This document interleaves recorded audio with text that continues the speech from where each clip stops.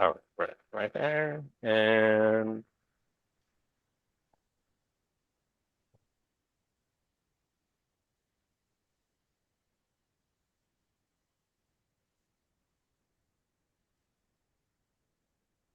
All right. Good evening, everybody. Welcome to the Q4 Bond Accountability Committee meeting. I'm Kara Toronto, the chair, and I would like to call this meeting to order. We're going to start with some introductions. yeah. There you go. Thanks, Derek. I think I'm supposed to say how long I've been on the committee, and I'm pretty sure I'm like finishing my 5th year. And so I will just call on the folks on the committee in the order that I see them. And so just please introduce yourself and the number of years you've served. So I'm going to start with Norm because I see you first. Hi, Norm Dowdy. Like Kara, I've been on about 5 years, and my background is commercial general contracting with a large local general contractor for 36 years. And I'm retired now. So, Yourself and the number of years you've Thanks. served. I'm going to start with Norm because I see you first. hi, Norm Dowdy. Like Kara, I've been on about 5 years, and my background is commercial general contracting with a large local general contractor for 36 years. Hey, Derek. Retired now. So. Yourself and the number of years you've Derek. served. Start with Norm because I see you Can you first. mute? Hi, Norm Dowdy. Like Kara, I've been on about 5 years, and my background is commercial general contracting. TJ, can you run out of your office and Contractor for tell 36 Derek years. he needs to mute? The number of years you've served. Start with Norm because I see you first. Are you getting feedback? Yeah. Tell him just to stand by. I can't figure out why it's doing this. Okay. No, it's for me. Yeah, Derek, can you mute? Uh,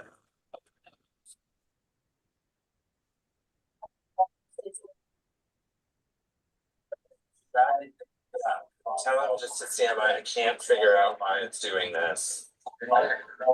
Okay. No, it's for me. Yeah, Derek, can you mute?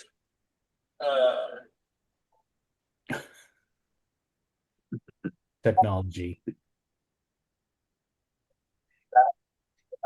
Tell him just to stand by. I can't figure out why it's doing this. No, it's for me. Yeah, Derek, can you mute? Why is it doing this? Technology. Derek, if you go on mute, do we hear you? I can't. I reached out. I have to go in and get back in. I don't know why it's doing Yeah, it. that's not your phone. Technology hates you. I know. Derek, if you go on mute, do we hear you? I just can't find the mute. You just hit the audio where it says audio. I don't know why that's It's at the bottom left of your Zoom workplace where it says audio and video. You just click on I have audio. lost the whole Zoom thing. I just can't find the mute. Oh, there. You know, I'm here. Life's too short for compromises, especially when it comes to party planning. Well, see, I lost. Don't have to choose between a great find and peace of mind. With our entertaining essentials, you never have That's to the mute button. Mute unmute button. Right, but I had it the live stream, so it somehow started a double. Yeah. Like, I don't know. Okay. Crazy. Yeah.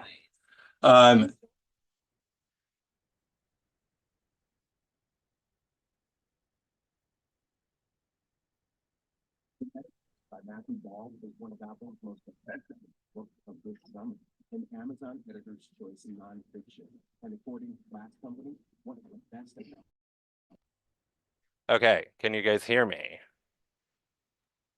Yes. Yes.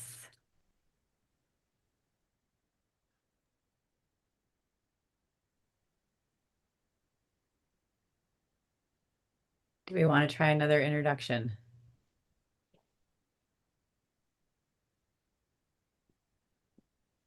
Yes. Okay. George, why don't you go since you seem to be unmuted and I'm not hearing my own voice repeat back? Is that me, Travis? Yes. My last name is George, so George, I'll sorry. I'll go anyway though. You can That's call me what's by my show- last name. that's what's showing up on your name. Yeah. I'm just gonna start that trend now. So you're Toronto from now on. Perfect. I love it. And apologies for my running here. I just snuck in a run after work and before this meeting. So I am Travis George, is the last name, and I have been on the BAC for less than a year. I think my first meeting was the first meeting of this calendar year. I'm currently the director of capital finance at the Port of Portland, and so help manage the capital program there, do all bond funding, bond issuance, debt management, treasury management, investment management for the port. So a lot of experience in this world. My whole career has been in public sector bond financings, and I was at a rating agency. I worked at Moody's before this, so all very related to this stuff. So thanks. Thanks, Travis. Sorry about that. I've had a long day. I have not left this No desk worries. since 8:30 a.m. this morning, so I'm a little out of All it. good. Jonathan. Hi, everyone. Jonathan Truett. And Derek, props to you for not losing your mind, because if the technology had shorted out on me like that, I think I would have just completely exploded. So I really appreciate how you responded to that. I've been on the Bond Accountability Committee for about 2 years. I have two kids in PPS. They're both at Beverly Cleary. I have a sixth grader and eighth grader. And my day job is the director of development at Home Forward. We are the housing authority for Multnomah County. We have a portfolio of about 7,500 affordable rental homes.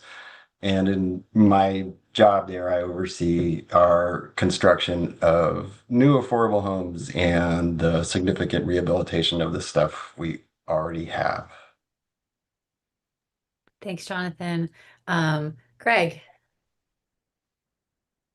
Yeah, thank you.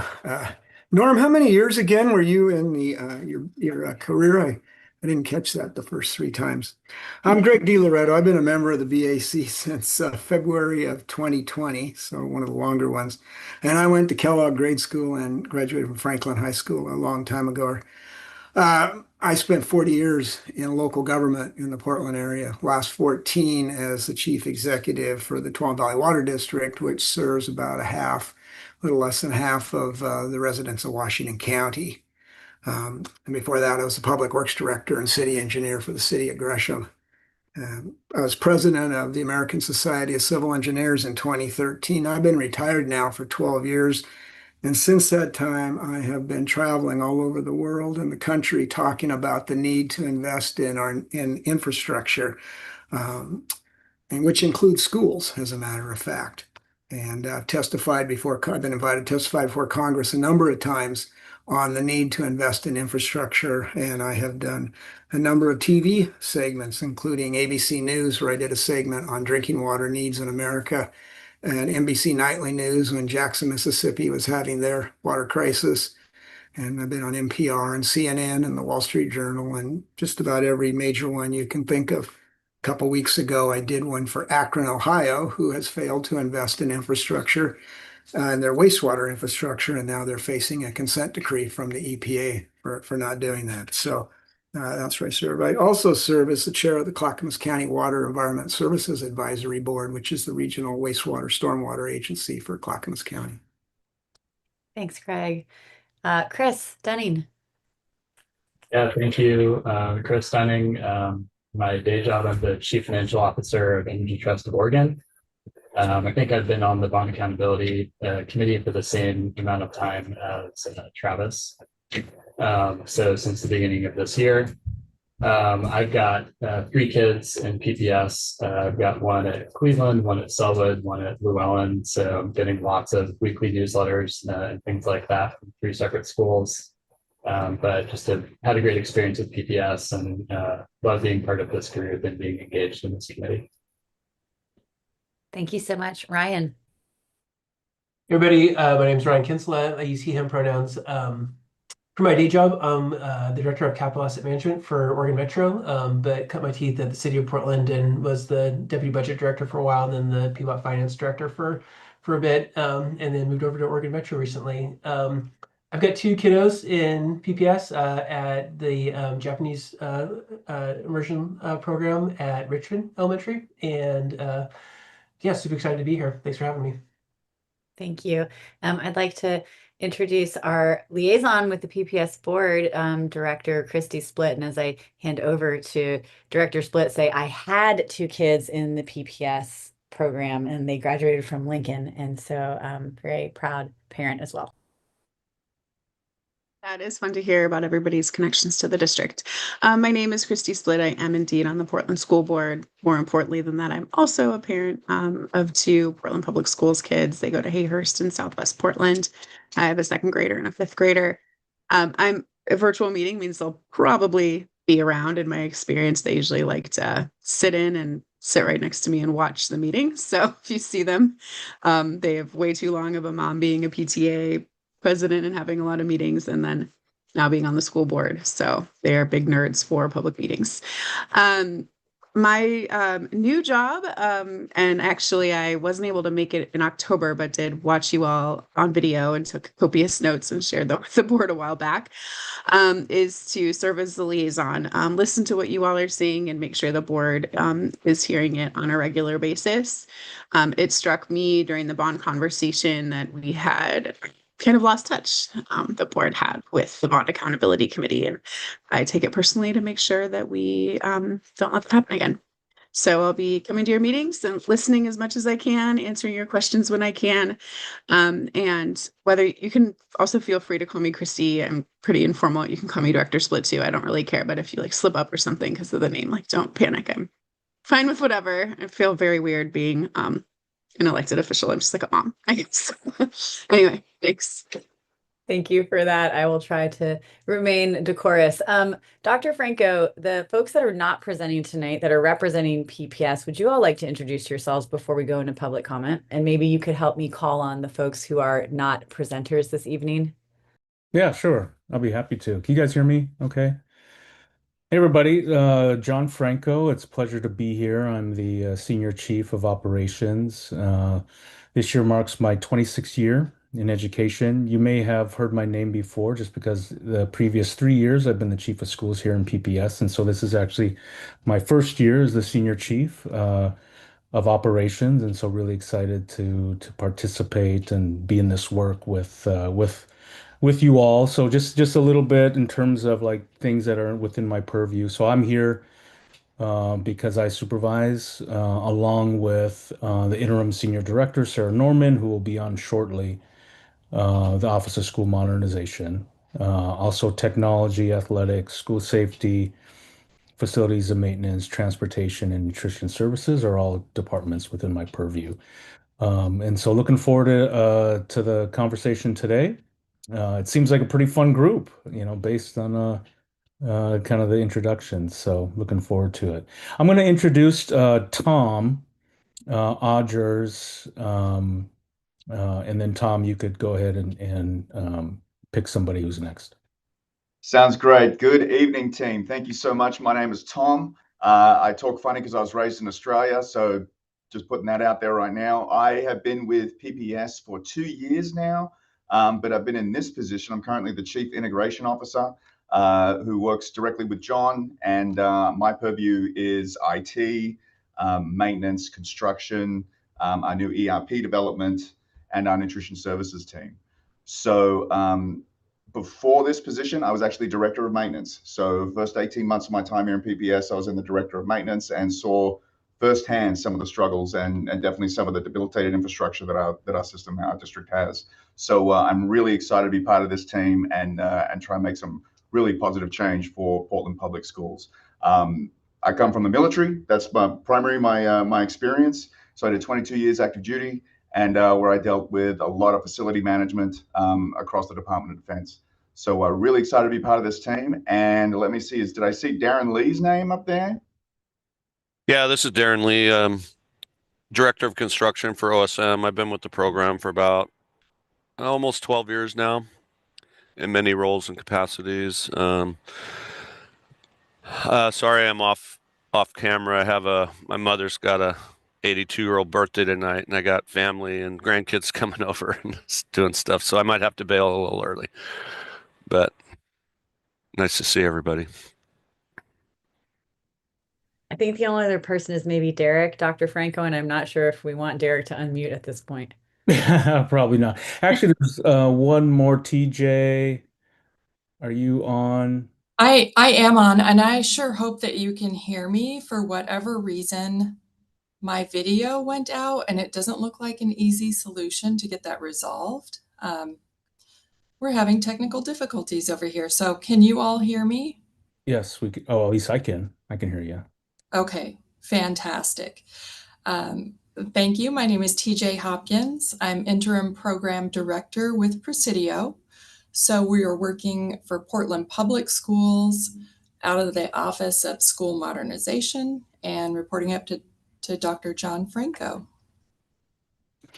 And I'm sorry, before I hand it over, I think it's going back to Kara, but before I hand it over, I just wanted to take an opportunity just to say thank you and listening to all the committee members and your experience and everything that you're bringing to the Bond Accountability Committee and the effort you're putting forth into the bond programs, the stewardship, the input.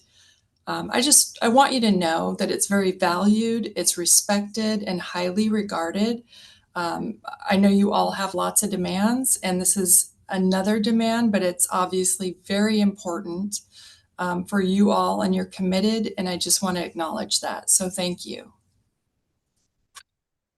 That's great. And just as a heads up, we know there are other PPS staff here, and they're just here, as we run through. If there are other specific questions, very pertinent to kind of their area of expertise, they're here to go ahead and unmute. And then I think at that point in time, if they speak, they can go ahead and introduce themselves then. Dr. Franco, do you just want to tell us Derek's role now, since we don't want Derek to unmute? Yeah, Derek works specifically in the Office of School Modernization, works with our interim senior director, Sarah Norman, and he's kind of a jack of all trades as a program manager. And so obviously he's does a lot with the BAC and a lot with, in a sense, keeping us all organized within OSM. Awesome. Thank you. Thank you, Derek. Okay, I think we have public comment. And so if that public comment person can be let into the room, they've got 3 minutes.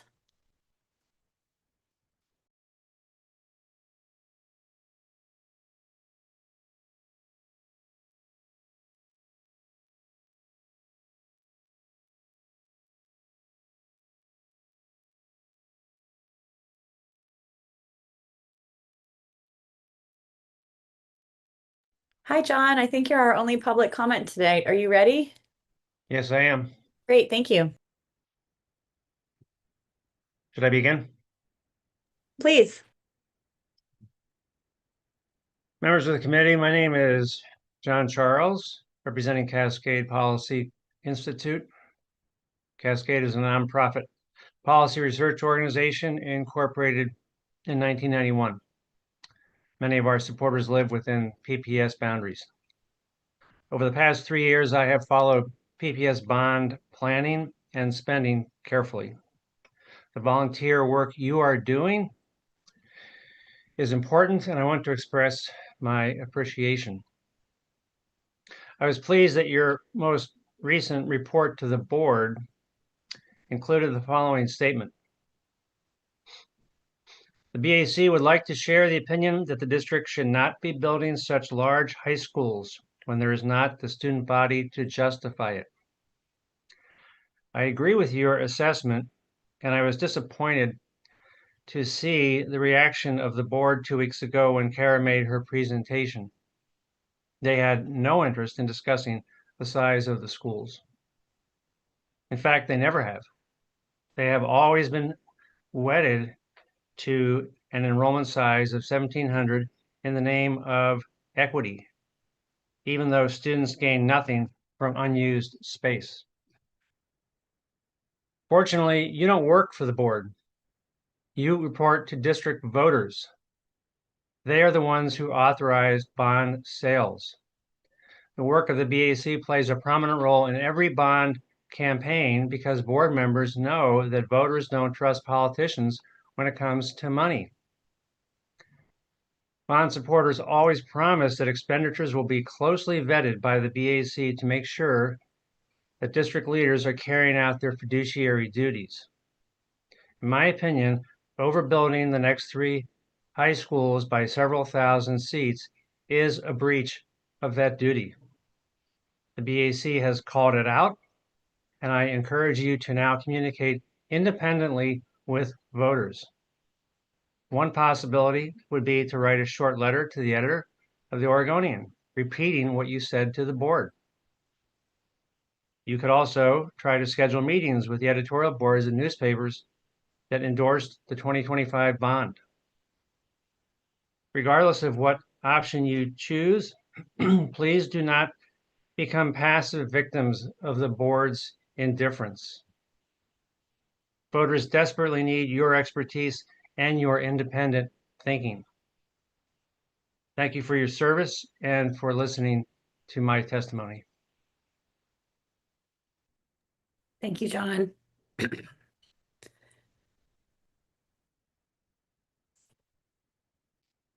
Dr. Franco, I don't actually know what we do next because we've not had a lot of public testimony in our BAC meetings.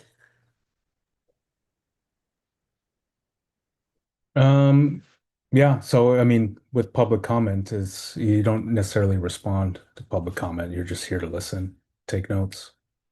All right, thank you, John. We've heard you and we appreciate it. Thank you very much for your following of everything that's going on and your commitment of the rest of the BAC. We appreciate it. And with that, I think we roll into the reporting segment of the meeting. Oh, actually, no, we don't. We are going to appoint a new BAC chairperson because as much as I have loved my time doing this, I have done it for far too long. And so what I have heard is that Greg DiLoretto has raised a hand to become the next chairperson of the BAC. So I would like to propose that we nominate Greg to be the upcoming board chair. And if someone would like to second that nomination, then Greg, you may have the floor to tell us a little bit about why you would like this role. I'll second that nomination. Fantastic. Thank you, Norm. Greg. Right. Well, I waited to see if anyone else would raise their hand and we didn't get anybody. And since I have been on here a long time, I felt now it's probably my turn to step up and chair these meetings. I have done a lot of chair work over my past 40 to 50 years in the field. And I'm interested in how we go forward on this committee. So I certainly am willing to do it. But I will say, without qualification, if there is somebody else really wanting to do this, I am happy to step aside and let us nominate somebody else. It's just that Carrie, you put it out there and it was silence. And so I'm willing to do it. I do think that we need a vice chair as well. We didn't do that with you, Kara, but we need a vice chair instead of you. You used to call around and go, hey, is anybody going to be around? I can't make the meeting. We can't do that. We need a vice chair as well as a chair. Vice chair won't have a lot to do as long as I'm there, but on the occasion when I won't be able to make it for some reason, we would need a vice chair. But with that, I'm willing to do it. I've chaired a lot of meetings. As I mentioned in my intro, I currently chair the Water Environment Services Advisory Board out in Clackamas County. And I ran Oregon's second largest water utility for 14 years. And I was the president of a 160,000 member American Society of Civil Engineers, where I had a 17-person board that I had to actually run the board meeting. So if you're interested, I'm willing to do it. And if you're not, no hard feelings at all. I propose that we, should I wait more than 4 seconds?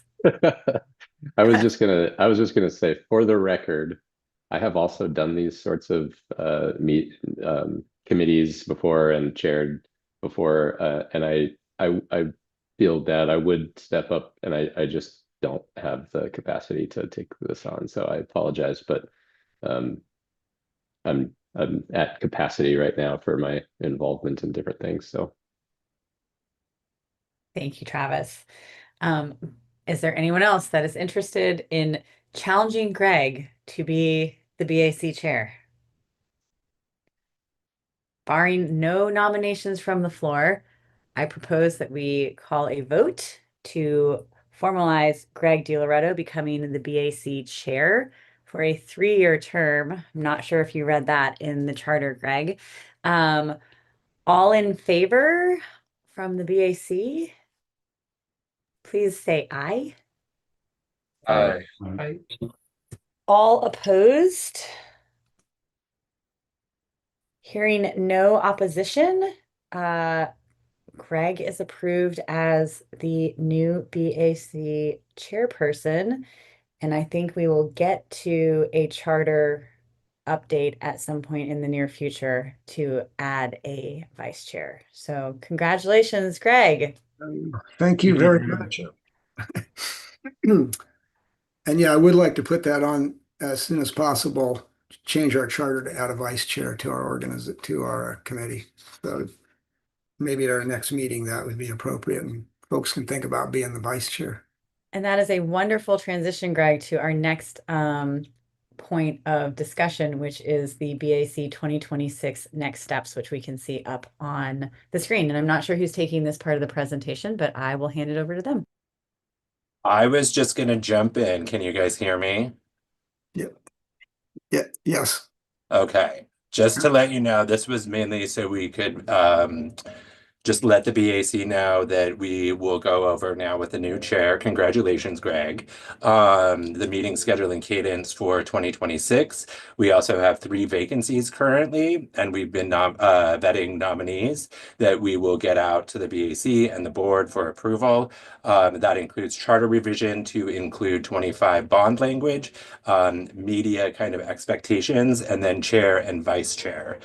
So we can add those in, and then anything else that you guys think, and then making sure too that we get an official thank you to our recent members, Annie Kwan and Jessica Dunham from the board. So we're thinking we'll kind of get everything ready through the month of November and then kind of get things to the board early December. So then we're ready to go for January with all that stuff. But there will be time in between now and then, you know, for you guys to give feedback, look at the charter, and then, yeah, have some discussion. We'll figure out how to share that around. Excellent. Thank you, Derek. I think with that, we might actually be back on time because we're going to now go into the bond financial update unless anybody has any other further questions or comments. Kara, can I ask a question? Sure. So I'm sorry, was the previous segment, was that the place where you wanted to have the conversation in terms of, you know, just overall kind of sequence of meetings and kind of what we had talked about before, or is that something you want to do? I mean, if there's space for it, like I did talk to TJ and John and Derek. So I mean, we have a little time, so I'm happy to, you know, kind of share. That's okay. I just want to make sure that if you guys have it all squared away, great. I don't want to butt in. I just want to make sure that. I feel like I should talk to Greg one-on-one before I should, because his ideas might not align with my ideas. Copy. And I'm done after this meeting, except for my continued service on the BAC through 2028. So Greg, if you're okay with that, you and I can schedule a coffee or a phone call. Sounds great. Perfect.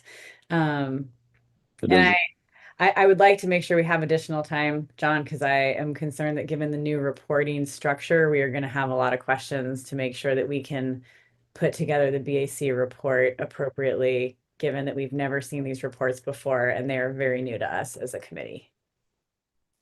Sure. Awesome. Thank you.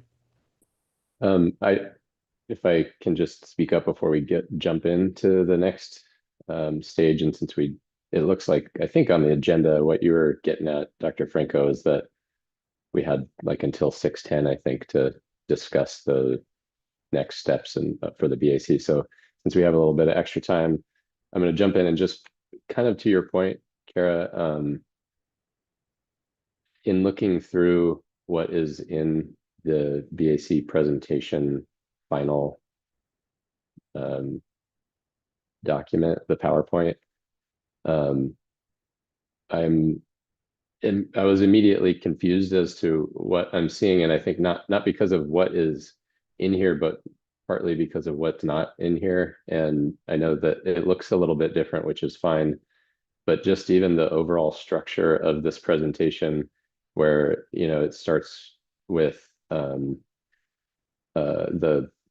total bond program dashboard, then a 2012 program overview, 2012 bond program drill down, and then 17 overview, 17 drill down, and then it goes into way more specific detail for the 2020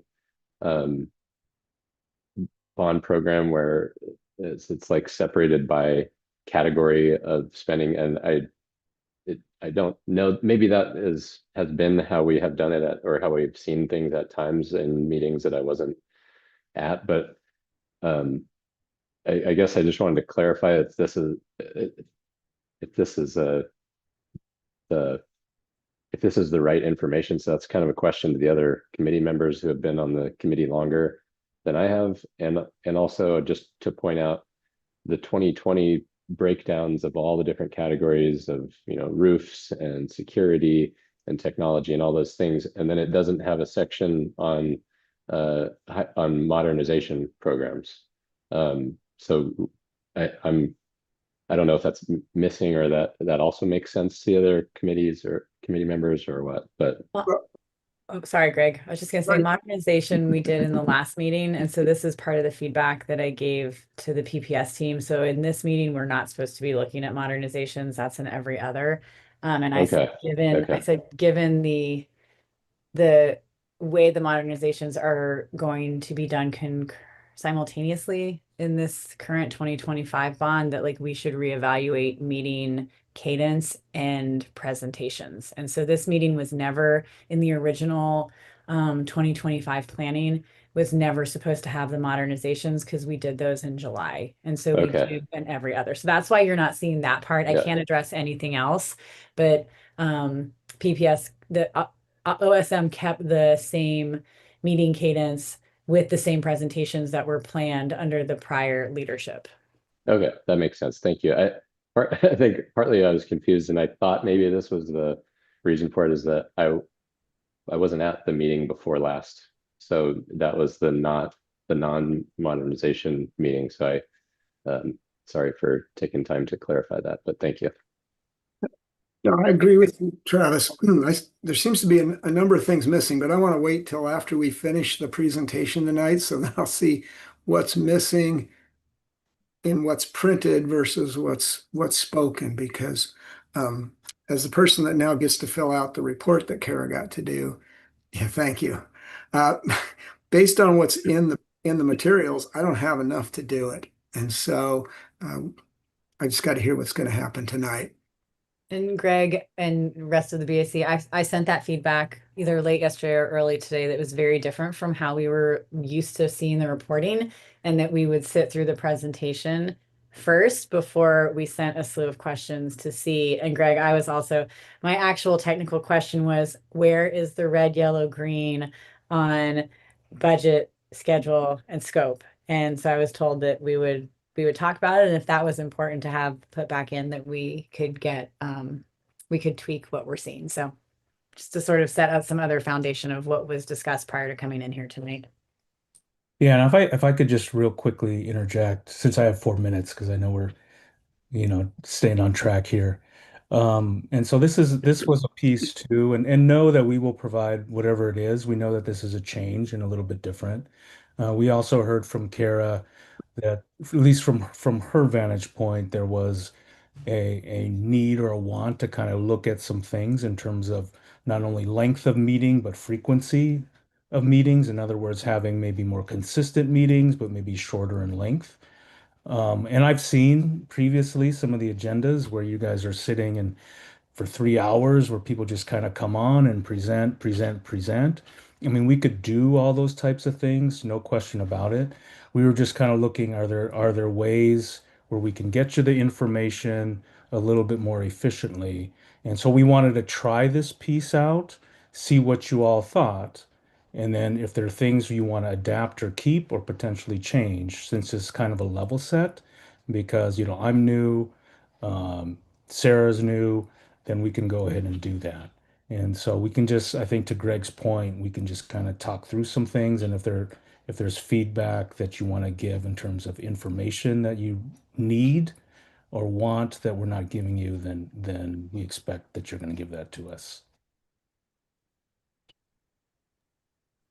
Anybody else before we dig into them?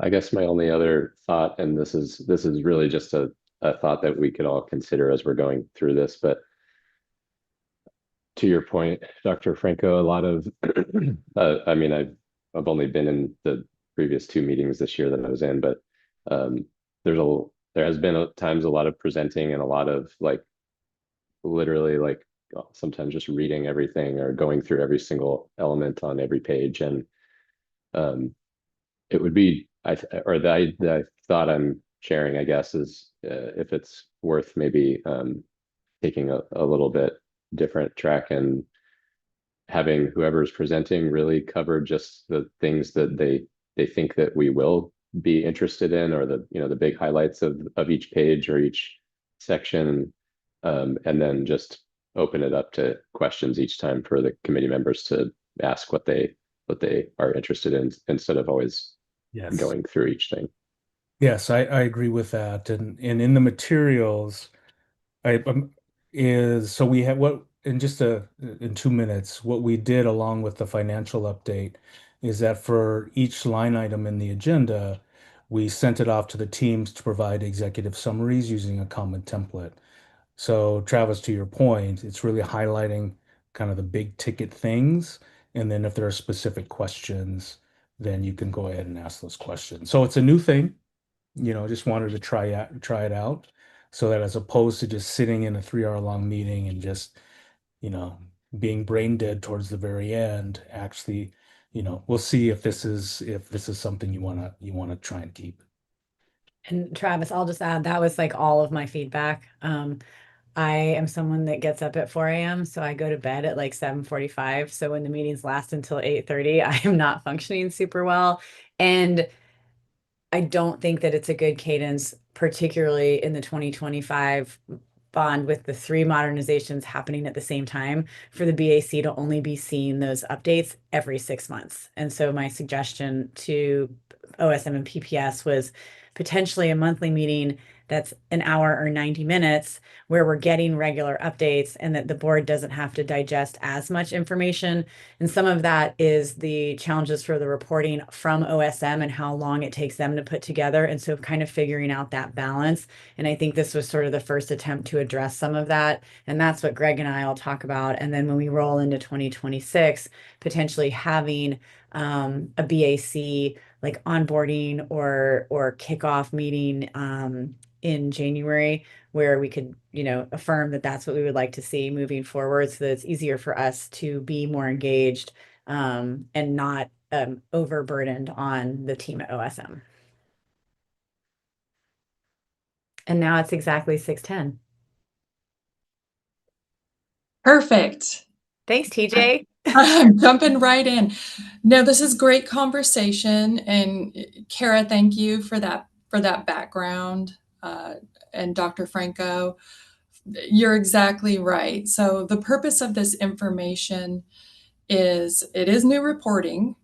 The intent is, as Dr. Franco said, we have new executive summaries, we have the financial dashboard. It starts big picture, and then it drills down to the different active projects that are coming out of the specific bond program.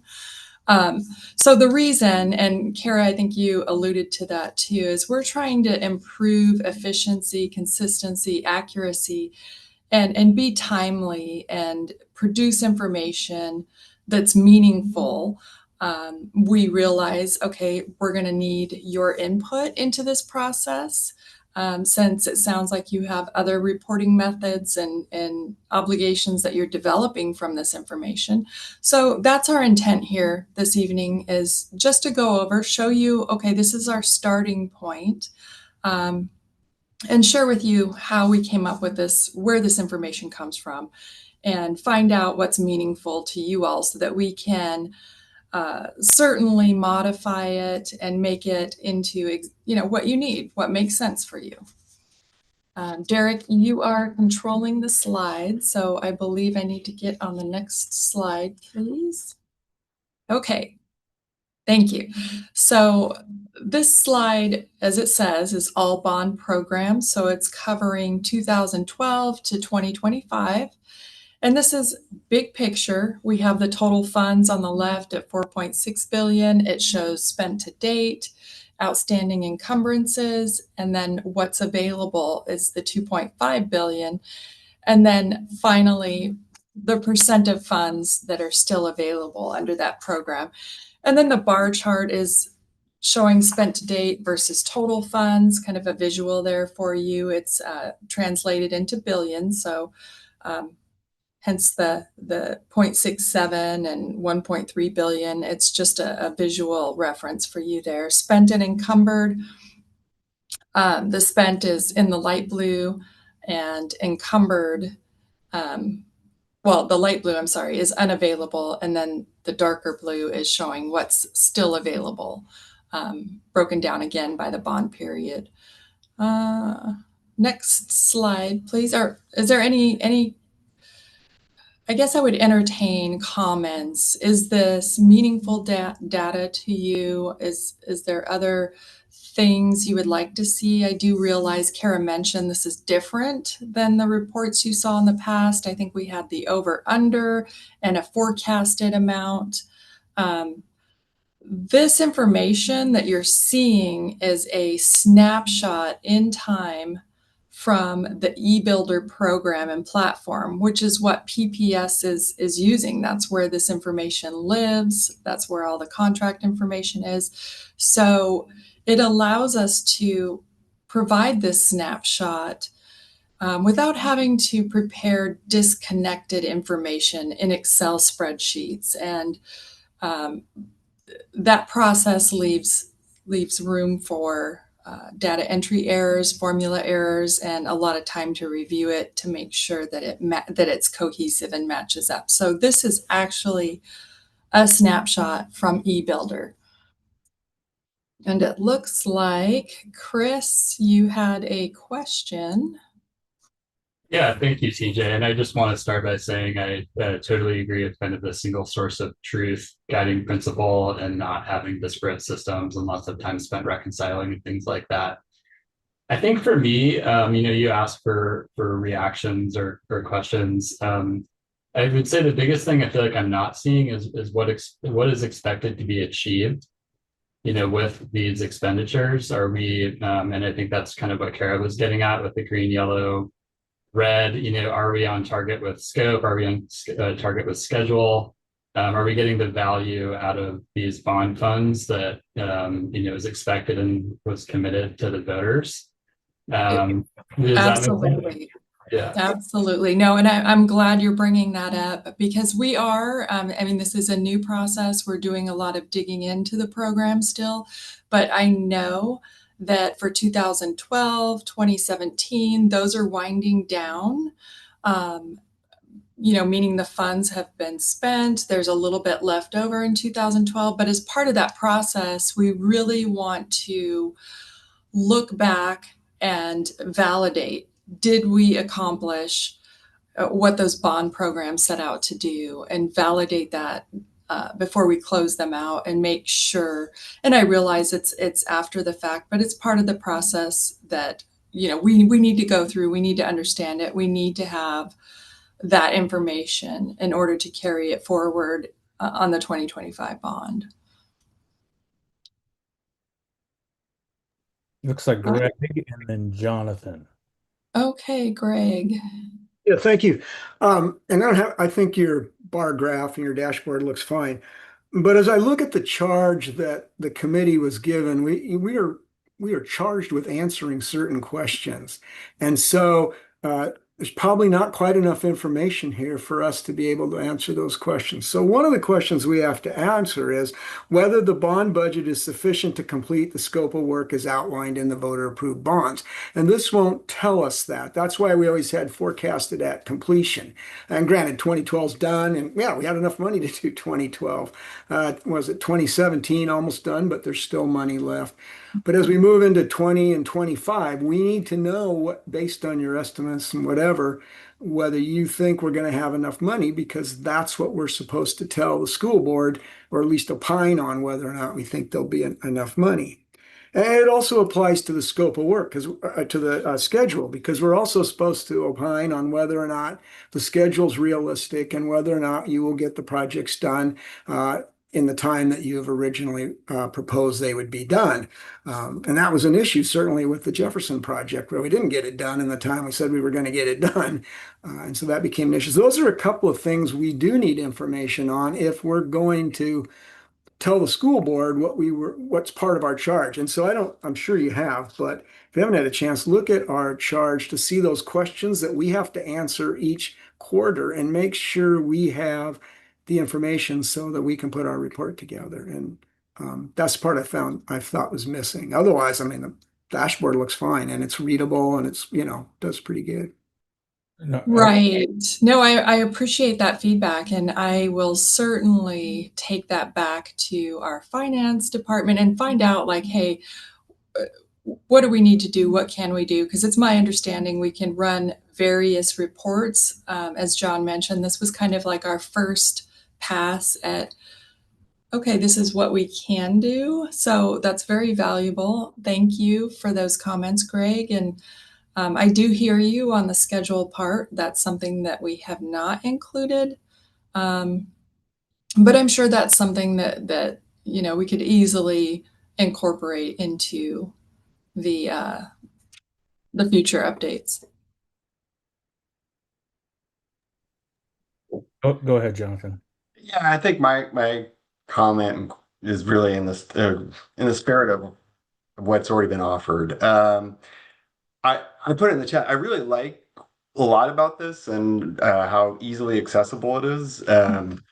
And I do think that as a committee member, when I think back on other meetings and think about what we might do differently in the future, what I'm really interested in is where is the risk? Where is the exposure? I mean, this goes to red, yellow, green. It goes to stuff that Greg's talking about.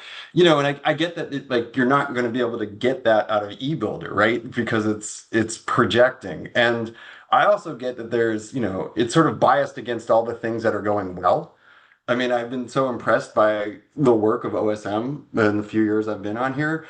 And I know in my world too, it's like, you just take for granted all the things that are going well and you focus on where the risk is. And I think, maybe it's in the executive summaries in these different areas. There are probably different ways to do it, but that's the kind of thing I'd want to see more of as we continue to iterate how we do this report. And that makes sense. And again, that's a great suggestion to have that risk, because we do have, and we can scroll down. I don't know how much time we want to spend on the individual slides, but maybe we can come down to like an executive summary, take a look at that. Well, I think it would be good. Sorry, TJ. It would be good just to actually look Maybe at one look of at the the slides that are a little bit more granular as opposed to the bar graphs. And so, right. like, so for example, if you go to, like the 2017, because what is on some of the slides, and so this is new, the dashboard is new. It took a ton of work from OSM staff to actually get to this point, right? Because one of the things that as a new person coming in that I struggled with is, hey, I want to know, okay, where are we at with each bond? And I want it to be user friendly so I could just pull it up. Here it is. Here's where we're at with 12. Here's where we're at with 17, with 20. And what are the projects, right? I think it was, to Greg's point, So if you go, I'm just curious what you all think of, I'm sorry, I don't want to see this slide, Derek. Go out a little bit more. So, no, right there, stop. So here's an example. Here's a little bit more granular. So here is, and know that you could also do complete projects and incomplete projects, right? So what you're seeing, just a slide here of incomplete projects of the 2017 bond, right? And you could see total funds there on the left, what we've committed to, what we've spent to date, the encumbrance, available funds, percent unavailable, and percent available. I think the piece that I was hearing from Greg is that what does the ballot language specifically say? And are we on track, number one? And does it align with what you're actually seeing on this slide? Is that fair, Greg, to your point? Is that something, if we provided those pieces, Yes, I think would that slide and that information be sufficient? I think so. Okay. I think there's one challenge with that, and it's because of the way Benson straddled two bonds and Jefferson straddles two bonds, because then they look okay within the e-builder report, but like the reality is that's not exactly what happened in real life, where both schools would not have been completed without additional bond funding. And so I think that's like the one risk, because that is outside scope and schedule and budget for both of those. And so that was always something we had to flag when we were talking about Benson, and now it's going to have to be flagged potentially moving forward for Jefferson as well. I agree with that. And I think that's something we would note specifically in like an executive summary or something along those lines. I mean, I think it's stuff, John, that you need to know as well, as the person managing the program. While we will tell the board, and you will too, you got to know, it's like you're building a house, having your own checking account, and just seeing where you stand up and where you're going to be at the end of the day, So hopefully it's something we will both need to do this. Maybe just to pick out some examples, Dr. Franco, in this report, in response to your question, there's a couple of rows on here, like I'm looking at the Dunaway re-roof row, and there's 0% available, but it's still incomplete. So I guess what are we meant to take away from that? Is there a risk that it's going to go over budget and it's going to need funds from another bond or something? Maybe it's hung up in the fact that there's still this encumbrance, so there's still, expending funds, and that's captured in the encumbrance. But it just leads me to some other questions for some of the outliers on this table that I'm not able to answer with the information that's available here. Yep. No, I appreciate that, Chris. Thank you. And Dr. Franco, to your question, it makes me come up with a question of my own, which is, where do we want to be putting our emphasis as this advisory committee? And what I'm getting at is, when I look at something from the 2017 bond and I look at these percentages, there is undoubtedly value in the just pure accountability of, hey, we have to do this report for all these different projects.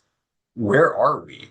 And I see a role, I'm just speaking personally, obviously there's a role for us to be that body that report is made to, going all the way back to 2012 and 2017. But there's also the role, it's what I was getting at with my comment before about prospectively. There's a role for this committee about hopefully keeping things that are more current on track.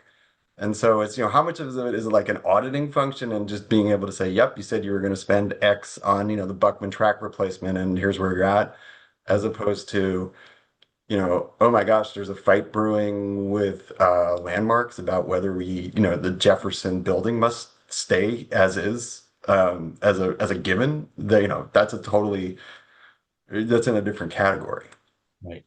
Got it. No, I appreciate that. That's good.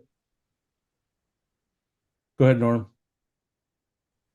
Yeah, I think it was touched upon in everybody's comments, but from my experience in the past 4 years in these meetings, it seems like the focus and the most time was spent on talking about more like deviations, where projects over budget, where ones that they're under and why. and the schedule is over or they're on it. And this is kind of, it's information, but I think back to what George said, or Greg said, you know, I think there's the 5 basic tenets of the BAC charter. And I think we really need to focus on those. And those are, as Greg said, you know, how is the program doing? This, you know, the percent unavailable, percent available, I don't know, you know, what does that really mean for us? A lot of this information is kind of static data, and in the prior reports they had, particularly on the larger projects, well, on all the major programs, that have a section where the person in charge of that particular project or program would talk about where there are concerns going forward, or where they did well, or where there's opportunities. And that was really, I think, the most interesting thing to the committee members. So I just encourage you to really look at the charter, as Greg said, and try to just get us information that helps us answer those questions, and where there's an issue, we can take our expertise and provide advice or you know, just provide some input. This kind of information you look at, and I don't know what we're going to talk about, or where we're going to give input or feedback or perspective. Right. Very helpful. And now I'm really and now I am curious what y'all are going to think about the executive summaries. I think that I think to your point, Norm, because there will be some, and I know Travis, I see your hand up as well, but there'll be some specific things in the executive summaries regarding, and I think there are pieces too, because we created a common template for executive summaries. And so I was like, as I was hearing Norm, I'm wondering if there are like specific questions consistent that we should put in those executive summaries. I just want to make sure we hit all the points that are going to be very helpful. Go ahead, Travis. So my comment call you is George, Travis. Sorry. It's all good. I literally it happens to me almost every day. I have a comment on, or a question on something else, but when you say the executive summaries, are you talking about the ones with the like the narrative in the like category, the blue boxes on some of these other slides, like slide 20? Yes. Okay. So to your point, I mean, I do think potentially if we had the right boxes on that it could address a lot of what everybody is talking about here. I mean, you know, you could have a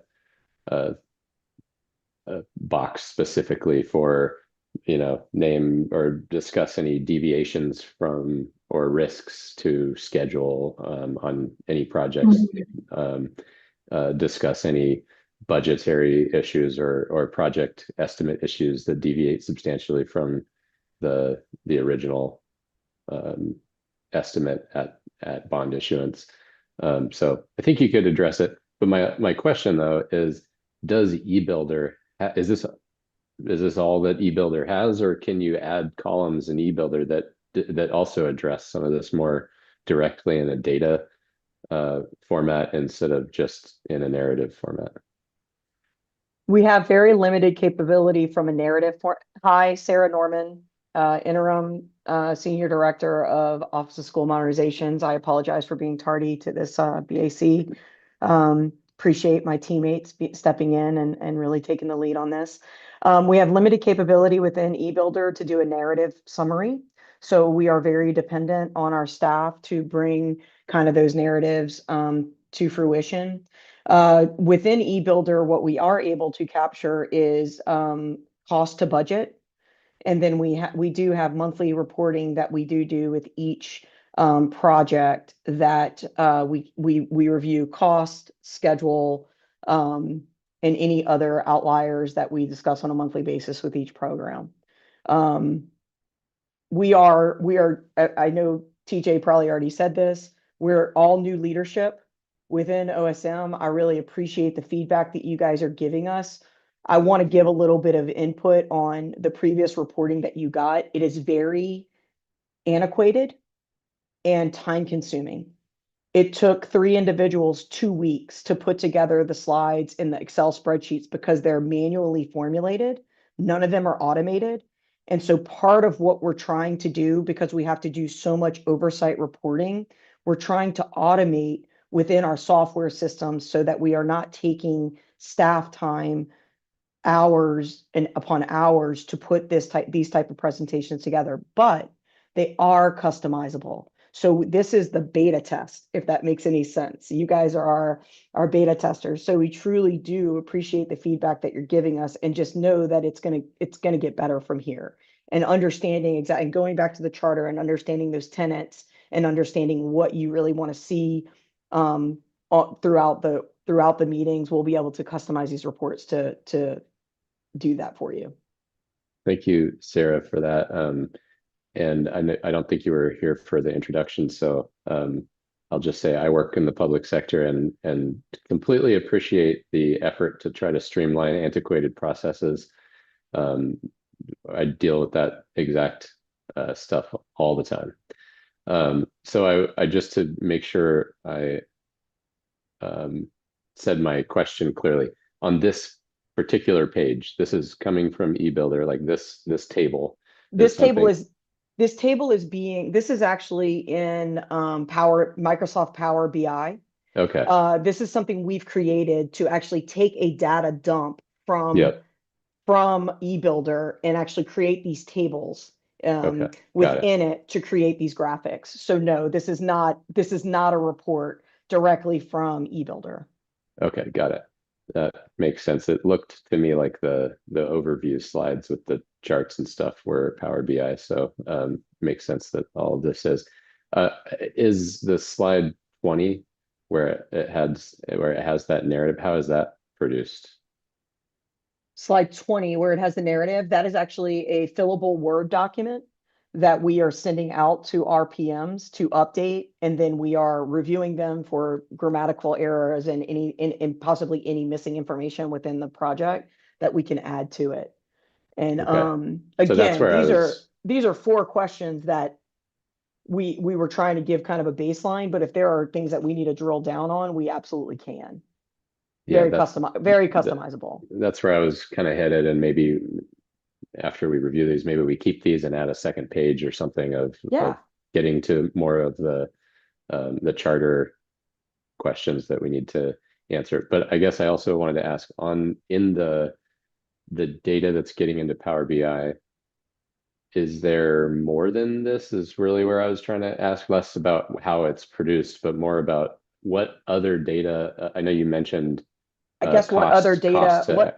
I guess my question to you is, what other data do you want to see? Because what this is telling you is the total amount of funds that are allowed per program compared to it would be like an updated project forecast, I guess, number. An updated, so going forward, yeah, that is all we can do there is that is where we have our commitments and our encumbrances, showing what we are targeting to spend on the overall project. That's what is in eBuilder.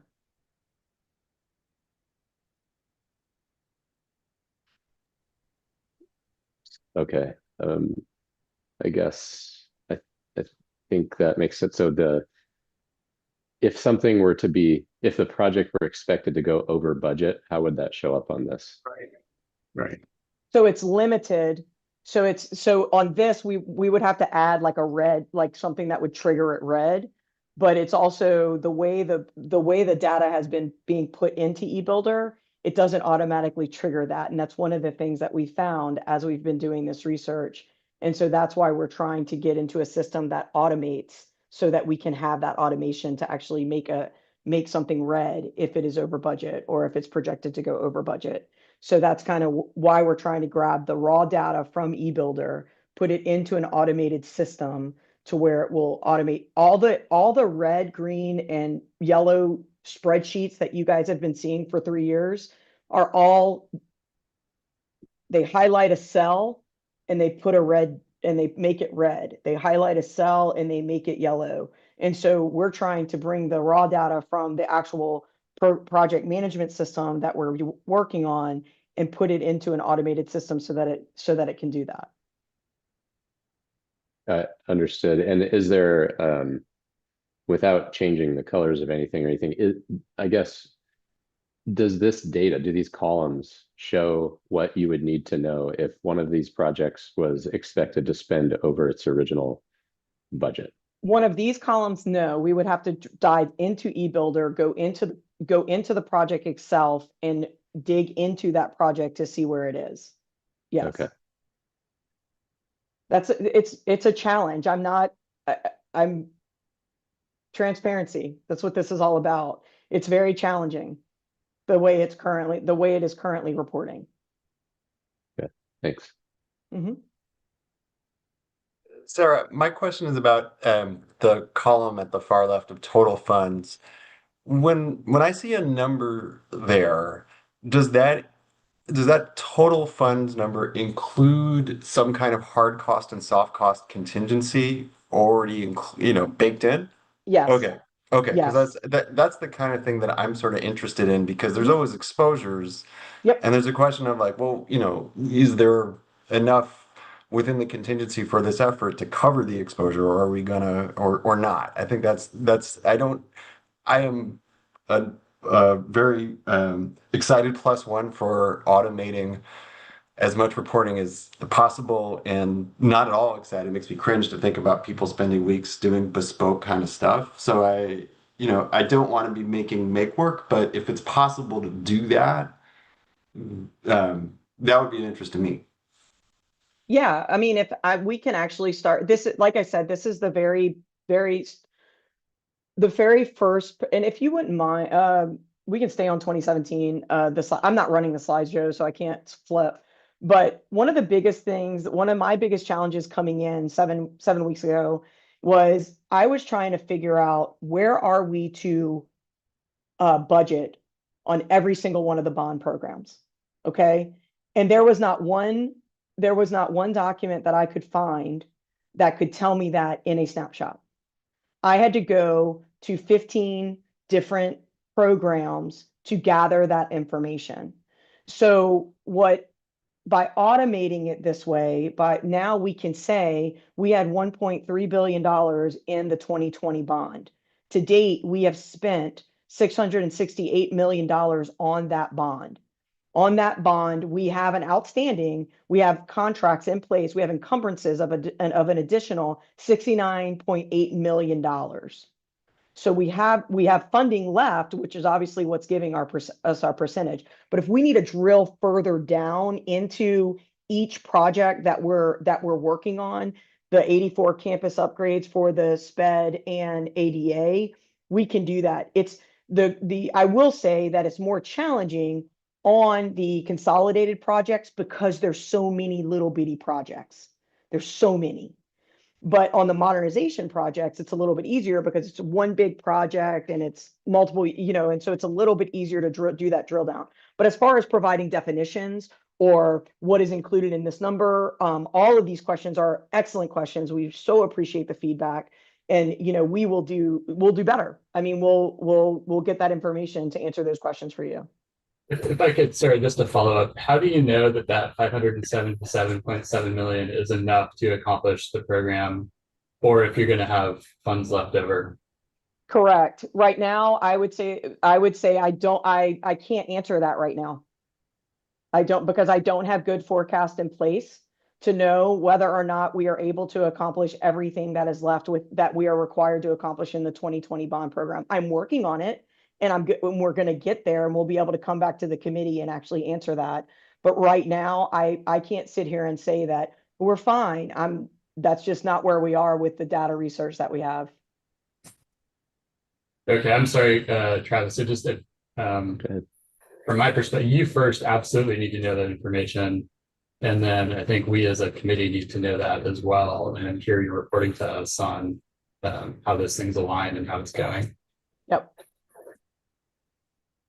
So I have a question that is a little bit of a roundabout way of getting to an idea, but I'm curious, in the structure, like the org structure of PPS, who is responsible for working on actually selling bonds, issuing bonds, managing the debt? Our finance department. We are working on cash flow reporting. and we report cash flow reporting so that our CFO and our finance department can go to market with our tranches for each bond. Okay. And one of the things that any municipal bond issuer has to do is to track the use of the proceeds of the bonds, and a lot of that is what you're doing here. But in other organizations I'm familiar with, the finance team is heavily involved in tracking the use of bond proceeds over time. For instance, my team does that at the Port of Portland. There's, you go sell bonds, you get proceeds. You usually invest those proceeds and then earn interest as they're sitting there unused over the time. So actually the amount that, or maybe that's built into the estimates up front, but it's yet another thing to have to pay attention to. The amount that they're invested at has to be reported to the, or you have to do all sorts of calculations and things to basically show that you're not earning more interest on the bond proceeds than you're paying on the debt. And so, the IRS periodically audits organizations that issue bonds like these, and I have gone through IRS audits like that. So in an audit like that, you have to present the use of all of the proceeds and when you spent each dollar that you got from investors. So I guess I'm describing all that to ask, is how much of that is taken care of by the finance team, and maybe more specifically, are they doing any? You just hand them the all of this information about the use of the proceeds and then they have it from you, or is there some sort of overlap? And partly what I'm kind of getting at is I do sort of wonder if there is a role for the finance team to play in these committee meetings, at least sometimes, since they speak the bond language and everything. So could be a little bit more familiar with some of the more technical bond related pieces of this. That was a long question, so I'm going to try to summarize what you're saying and maybe try and answer, but I promise you that was long, so I'll probably miss a part of it. So I apologize ahead of time. No, all good. Okay. You're absolutely right. There is a investment when we have to give a cash flow reporting to our finance department so they understand where we are to date on cash flow and how much money we have left in the bank, right? And then finance is also responsible for making sure that, along with us, with our cash flow reporting, making sure that we're spending the money when we need to spend it so that we do not have an overage that then can be recaptured, or arbitrage is what it's called, by the IRS because we're not spending our bonds enough. We are very much collaborating with finance since I have been there. We are not siloed. We have weekly meetings with our finance. We have a new CFO at PPS.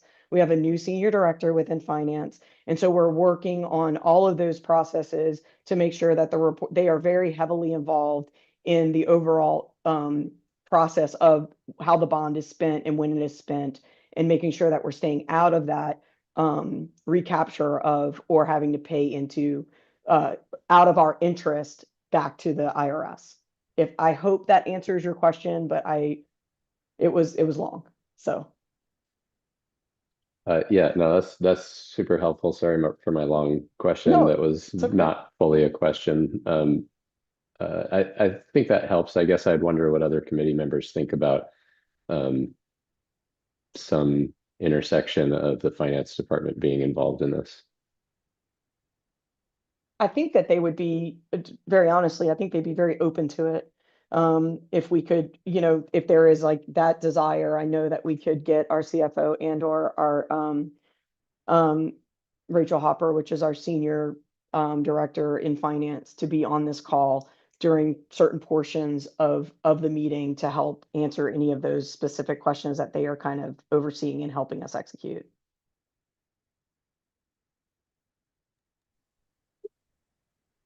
So I have my hand up. So I look at what you've presented here, and one of the things we used to get in the past was, though, we had a total project costs, and all we're talking about here are bond funds. And what we had in the past were a number of projects where the project was more than just the bonds, for example. And in fact, some of them weren't completely bond eligible, right? Because they weren't a capital, but they were part of that total project. So we got not only the total funds, unless this includes total funds or more than just the bonds. We had bond funds, and then in some cases we had money that came from the general fund. Some money came from, I don't know, came from other sources to give us the total project funds, as opposed to just talking about bonds. Because, if we answered the question, we wouldn't have enough money to do some of these, particularly ones that weren't even eligible for bond funds, but were wrapped up in the total project we were doing. Okay. I can take a look at that and see how that was calculated and where that information was pulled from. I'm happy to dig into that. So I'm wondering if we could move to the executive summary, Sarah, and kind of walk through. Yeah, sorry, I guess Derek's driving. Sorry, Derek. And then we talk through some of those pieces. And then this is all great feedback as we look forward to moving forward. Have we talked about any of these yet? We haven't. Are there any? I know that we provided, first of all, I'm not going to read the slide to you because we provided this information ahead of time. And one of the biggest feedbacks I got from this committee was you no longer wanted 3-hour meetings. So I do appreciate and value all of your volunteer time to PPS. However, if there are projects in particular that you would like to speak to or for us to speak to, I'm happy to do so. Chris? Yeah, thanks for the question. I did have one in particular that I'm curious about. It's the ERP project. And I'm curious about it for a couple of reasons. One is, if you were to navigate to the executive summary, there's really not much. It's pretty bare bones. Yeah. I believe I agree. And I believe we have Russell on the line, and somewhat Derek or someone tell me if we don't, but I believe we have. Yeah, I'm here. Hey, Sarah. Okay. Hey, Russell, sorry I'm late. So, I didn't know if you were on the line, so I didn't want to call you out. And he actually has a presentation that he can provide additional detail regarding the ERP program. So that's one of the reasons I wanted to ask if there were questions in particular. Okay. The second thing that piqued my interest was it shows up on, I think, both the 2020 and the 2025 bonds. And it looks like there's something like $44 million of planning for the ERP. And so I'm assuming the total cost is perhaps a multiple of that. And I'm just very interested in learning more about that project and, scope and budget and all that stuff. Yep. Great question, Chris. So just everybody, real quick introduction. So Russell Adamson, I'm Senior Director for the Digital Transformation Program, which covers the ERP modernization. Been at PPS for about 2.5 months. Been in Portland for 25 years, proud parent of 2 PPS kids. And for the last 25 years, been working at All in Technology, Intel, Nike, Autodesk, and before that, American Airlines. So real quick, it's 42.7 million between the 2020 and 2025 bond. There hasn't been really any spending against either one. This effort has been going on since at least 2020, if not maybe 2019. There's been multiple attempts and multiple sort of planning kickoffs for this, but there's been no actual work done today, which is why I joined PPS to supercharge this thing and get moving forward with replacing our 25-year-old current ERP. I think what's interesting is we spent a good 20+ minutes talking about getting more information specific on, classic things like variances and explanations and overruns and forecasts. So take those problem statements and apply it across many of the functions of our finance and HR teams within this PPS central office. And that's kind of the why behind why we need to do this ERP replacement. I can kind of go on and on and on. I'm kind of curious what questions y'all have. I have a presentation I can go through, but also want to make sure maybe just using the time wisely and address any questions y'all have. I defer to the chair on agenda management. I'm happy to hear about it, now or at a later meeting or whenever would be best. I mean, Chris, I will say when I was asked ahead of time if there was anything that would be flagged that the BAC would like to see, I said the ERP project. So I think from a Yes. committee management perspective, they are prepared to have this conversation because I am also interested. Thank Okay, you, cool. Kara. And that's one of the reasons we reached out to you ahead of time, is so that we had the correct staff on call and could answer anything direct, which is, I really, quite honestly, with the BAC, I really want to start that feedback loop so that we are focusing on what the committee would like to focus on each meeting that we get together. So John, is Yeah, your John. question relevant before the ERP conversation? Sorry, no, my question is totally separate from ERP, so I'll hold it. Thank you.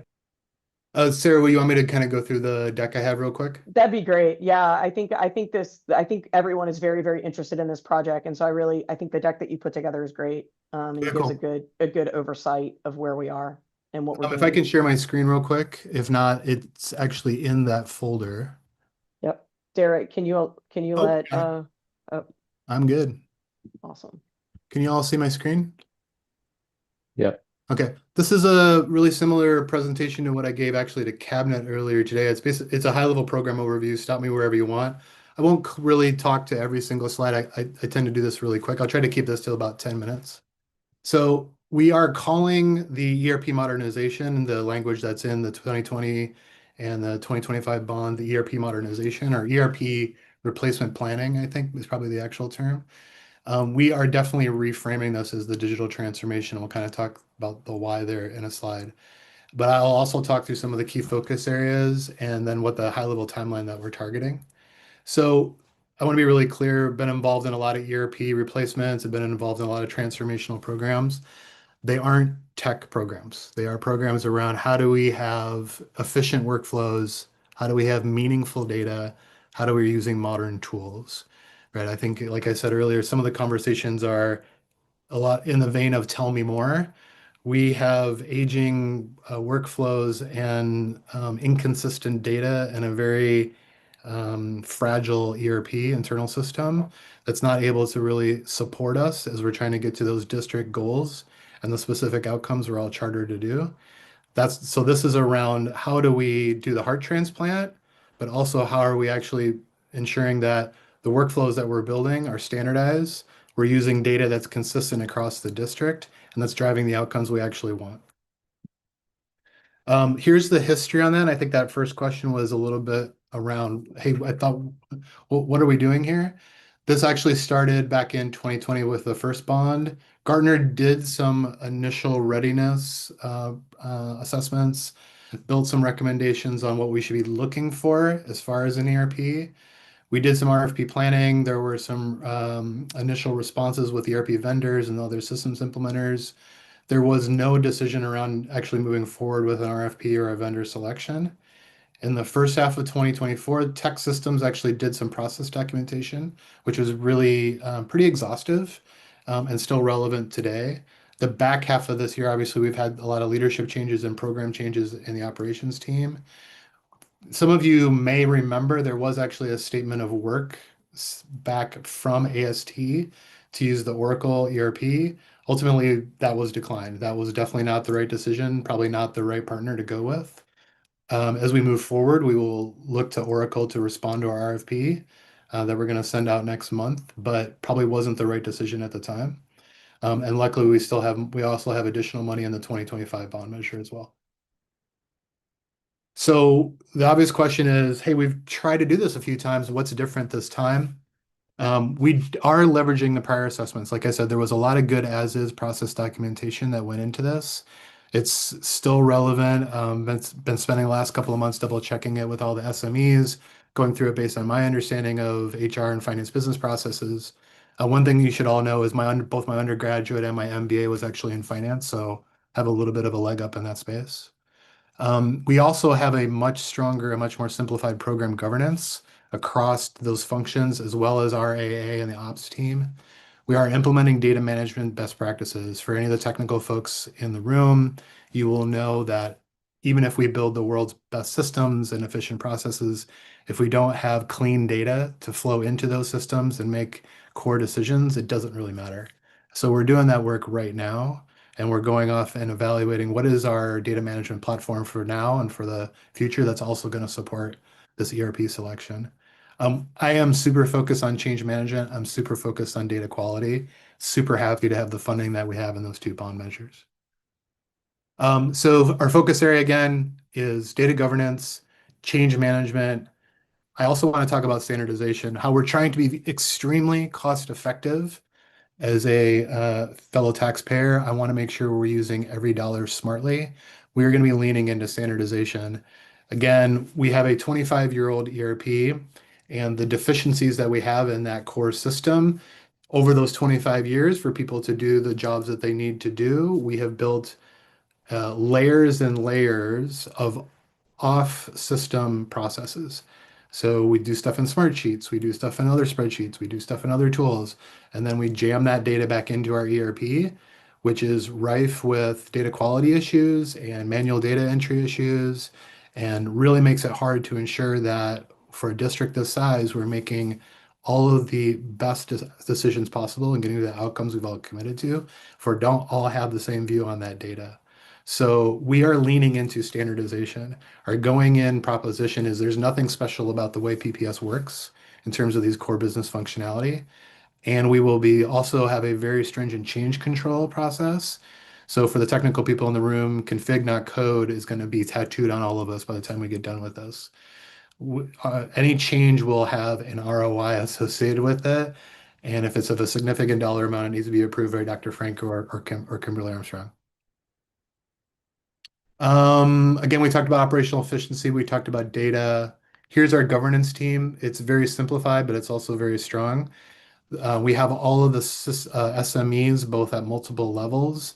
So if you look at that middle level, those are the directors and senior directors that are really going to be guiding this effort.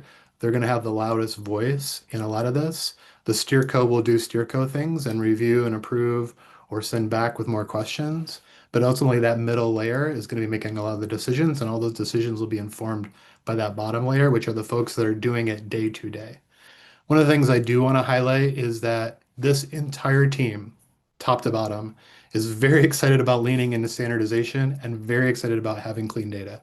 So usually you get a lot of pushback from, the subject matter experts or the folks doing the job on, well, my process actually is special, or here's why it actually matters. I have not heard anybody say that. Now, granted, we haven't really started yet. We'll find out when we get to the middle of it. But I would say the appetite for the standardization and being much more efficient is extremely high within the central office and anybody using the current ecosystem. One thing I do always highlight, and I'll go through these slides super quick, what is taking so long? Why is this so darn hard? Most of the time, not most of the time, but a lot of times, ERP implementations fail. If anybody's gone through this, it's painful, it takes a long time, it's super complicated. It's very similar to building a building. There's a lot of planning that goes into it. There are a lot of concessions you have to make along the way. There's a lot of really critical decisions. But what we do know is that when they fail for really two reasons.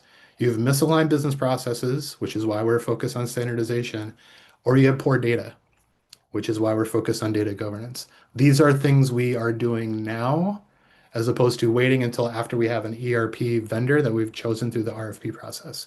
So we're parallel pathing this work to try to accelerate to get to the outcomes that we want. And when these things fail, they are more expensive and they take longer. And neither one of those are outcomes that we want. So we want to make sure that we do all the work up front to lean into that standardization and be really focused on that data quality.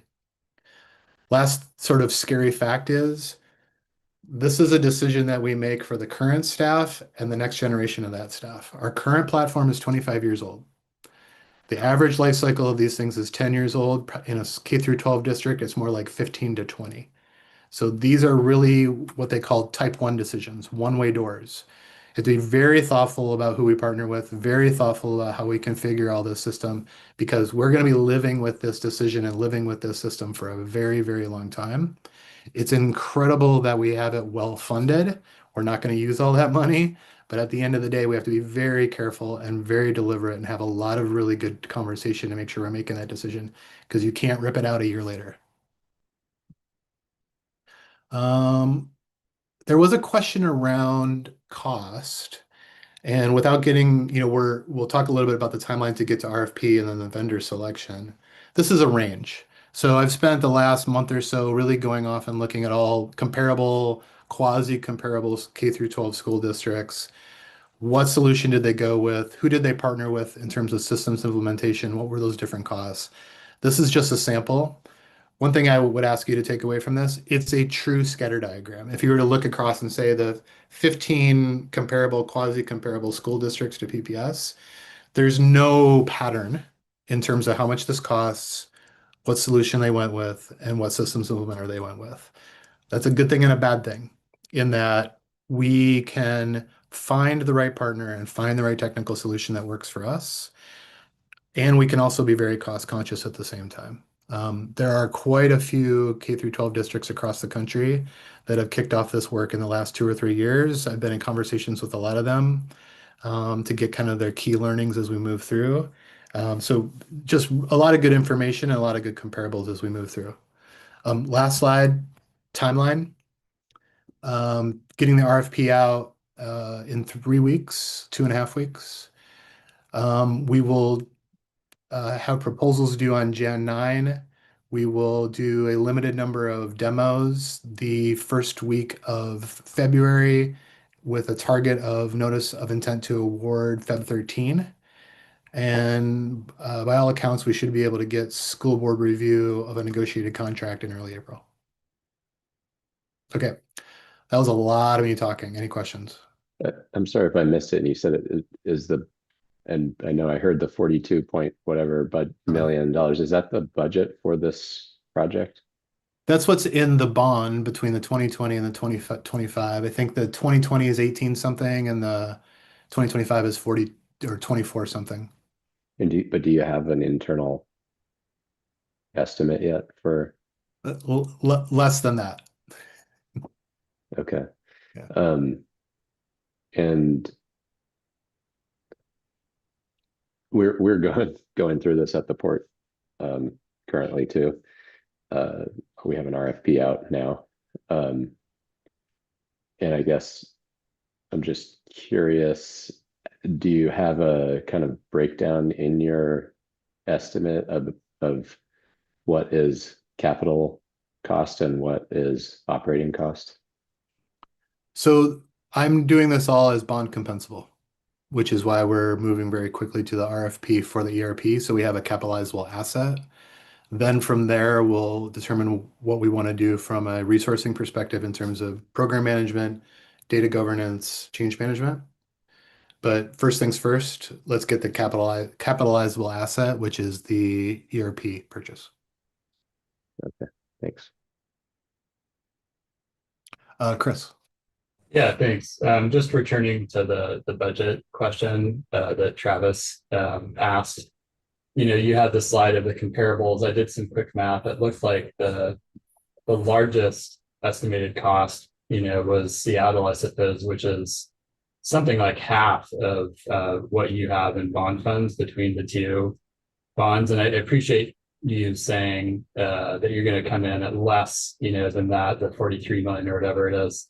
I guess I just wanted to share, and I'm interested in views from others, but I think the lens I would use is maximizing the amount that can be returned, back to the district for other purposes, very much including seismic work, right? We all know that's a focus. So I just, that'll be something as we go through time and are talking about this project that I'll be interested in. Yeah, I could not agree more. I think the number is, I've used different adjectives with Tom and John about what the number is. Excessive is probably the word I would use right now.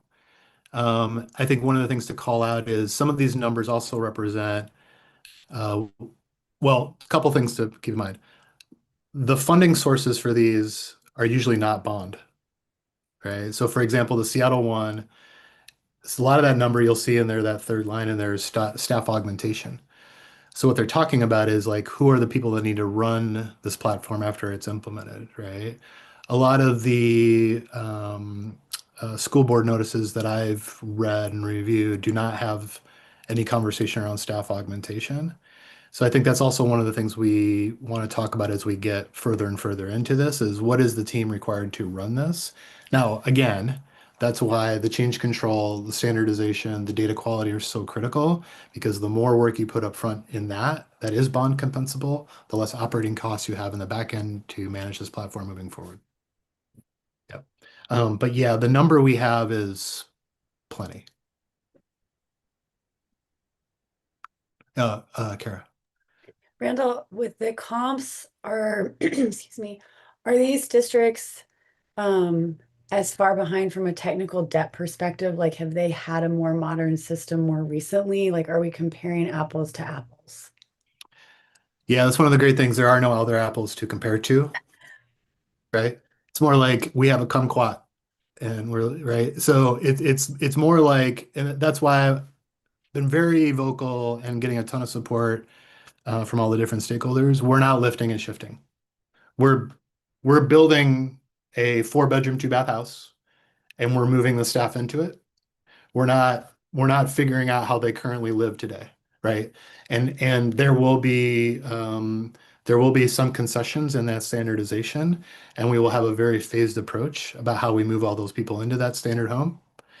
But we're not recreating the current processes and the current data governance onto this new platform. And that will help us from a time frame perspective, from a quality perspective, and most importantly, from a cost perspective. Yeah. And I want to be really clear.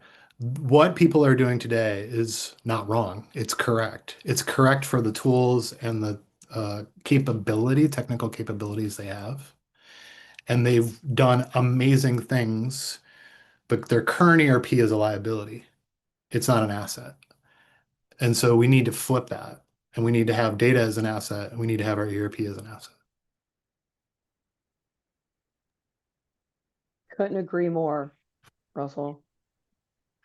And I was laughing, Sarah, as you were talking through some of the e-builder stuff, and I was like, how do I get some of this into the ERP? Because yeah, very similar challenges, just a different context. It's just a different context. And so it's just so interesting when you go into the different departments and you see it. And that's why there's so much, that's why the stakeholders are so bought into making this shift, because it truly will make all of our jobs easier in the long run and more accurate data.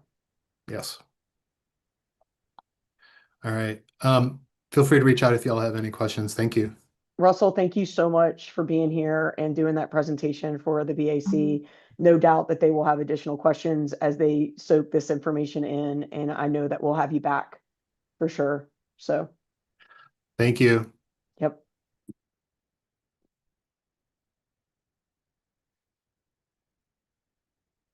Am I master of ceremonies, Kara? I'm not master of ceremonies. You are. I mean, I'm not sure where we go next because we didn't go through the whole presentation. Oh, wait. There was a gentleman that had a question that had nothing to do with ERP, but that's right. I apologize. I don't remember. Was it Chris. Jonathan? Was it? Yeah. It was Jonathan. It was Jonathan. I was going to say Okay. Jonathan. Okay. I'm gonna mute to talk. Keep talking. This may be something akin to that ERP conversation of that. It makes sense to invite the appropriate people to an upcoming meeting. I have a question about what's in the seismic executive summary from the 2020 bonds, because there's this nugget in there that says next steps for 2025 bond. And of course, it talks about to the 8 to 10 schools to be, quote, fully seismically rehabilitated. And the thing that I'd love to get more information about at some point, we're already over time for tonight, is exactly how the district is using that term fully seismically rehabilitated. Because my understanding of this kind of work is it's not an on-off switch. It's more like, a rheostat. Like, the buildings can be safe for egress, hopefully, which is a very different level of seismic upgrade than you could walk back into it, a week later. So at some point, I'd like to take some time or have some time to talk a little bit more about how that conversation is evolving and how that term is being used. We are I couldn't agree more. I think that we are definitely, we need to do some education around not only internally, but externally about what we are saying when we're saying something, when it's targeted at seismic. And we are definitely working on that, because I don't know, I'll be honest, I'm sitting here and I'm not sure what we're meaning by that, because we do have campuses that we will be doing kind of a complete, because of the way the building is currently constructed, almost every part of that building we're going to have to touch in order to bring it to seismic code as of today. But those regulations and codes are always changing. And so we need to be careful when we say certain things like that, so that we are accurately portraying what we are doing in each building. And there is plenty, Jonathan, you're going to be hearing about seismic for the first 3 to 4 years of the 2025 bond. It is the utmost priority for PPS. And so I assure you that there is more to come on this one, for sure. I appreciate that. Two quick thoughts about that. Just in terms of getting everybody, and especially the public, kind of having the same conversation. Yeah. I think, okay, what I bring to this is, in my job, I've been around some seismic renovations to unreinforced masonry buildings. So I have some sense of, like, when you talk about you need to touch every part of the building, my mind immediately goes to schedule and thinking that those are not 3 months during the summer kind of jobs. I don't know that, but okay, I see you. Yeah. So you're correct. Those jobs are not over the summer jobs. You're absolutely correct. So I think that as we're defining terms, I think marrying up what we mean by the level of seismic rehab that will be happening and what that means for XYZ building will be really helpful. And I think the other thing is that there has been a lot of work using grants from the state, and it gets at roofs and it gets at parapets. And I am not an expert on this, but I think that that's a really different kind of upgrade than the kind of thing we're talking about now. In terms of actually making a building able to withstand a large earthquake. So I think people really need. I don't know this, and I've been around it, and I think for your average member of the public who may be very interested in this, helping them understand what it means to be doing a $2.5 million grant funded thing over the course of a summer at a roof versus what we're talking about here would, I think, be helpful. Couldn't agree more, and I really do appreciate that feedback. And like I said, utmost of importance, very much a priority, something that you guys are going to hear about for the next 3 to 4 years, for sure. I appreciate that. Thank you. Greg? Yeah, I want to just follow up because, the seismic thing was specifically called out in the bond measure for 2025. So that's what we're supposed to monitor that. And so it's, we're at the 30,000 foot level here. That's what our job is. We're not down designing how you're going to actually do it. And so to that extent, we're going to, there's a lot of discussion happening right now, and it's become quite controversial. And there were some things called out in the bond measure versus what, citizens or parents want to see done now. And you had the report prepared by Holmes. And I sat through that school board meeting that went till 12:30 that night, listening to that. And so what we're going to need to hear in order to do our job will be, of course, is how we're complying with the bond measure and what was in the language in that particular bond measure, and how you're meeting that versus what new policies the school board may decide to undertake, and do they stay within the language that was in that bond measure? Absolutely. Yes, sir. That is exactly what we'll have to, yes, that is what we'll be providing. Yep. I was in that meeting too. The one that was till 12:30. That was my welcome to Portland meeting. It was like watching the 18 inning game the other night. Series. I made it to 14, and then I went to back. Is there a walk-off home run at the school board meeting? I was not aware of that. And for further information, hats off to Sarah. I think she was on 24 hours of no sleep at that point. She got off a plane, raced over, got to the board meeting, and was there to present. It was awesome. It was, anyway, it was fun. Chris, Director Split has her hand up as well. Thanks. I just had a couple things I wanted to say during like follow-up next steps, but like to be honest, we've sort of like drifted around and I'm not really sure when that will happen. So just when you're ready for that. So I was going to say, Kara, if you're good, I'm good going to that section unless there are questions, unless there are any more questions regarding the updates of the consolidated projects. Yeah, I think we know that there's some things we need to put together for the. Yep. I see all the right heads nodding. Greg, don't worry, I won't abandon you and be like, your report, your chair, your problem. We'll figure that out together. So unless there's any other questions from the BAC, we can go on to the next section. Derek, can you go ahead and get us? Yep. Perfect. I don't see any. Okay, great. Thanks, Sarah. Yep. I don't, is it, well, go ahead, Director Split. We're at your section now. It's not adjournment, but I thought we had a slide in there for questions, but I guess we don't. So it's okay. It'll just be like a brutal reminder of the school board's ability to keep everybody longer than they want to be at a meeting at all times. Do you want me to just keep pontificating about that for a few minutes? Anyway, so I just wanted to give you all a couple of sort of like pieces of information or like whatever, like tell you a few things, say a few things. Okay. So one of those things is that I'm excited to see that you're planning on updating your charter. I think that the board would love to provide some input or take a look at what you're all thinking and provide input, whatever process works best. If you don't know, for the school board, we have to basically anytime we're working on a document together, we have to meet on it and talk about it during the meeting. So it'll have to be placed on a board agenda. So hopefully, whether it's Derek, Sarah, Dr. Franco, I'm not really sure exactly who, but let's figure out when between now and January and when in the process where where you all BAC members are rightfully crafting what you want the charter to be revised to look like, you want us to plug in and share thoughts that we might have for your consideration. So that's one piece. Interestingly, there's at least one board member that's interested in you guys reviewing larger contracts related to bond projects, which might be a really interesting one.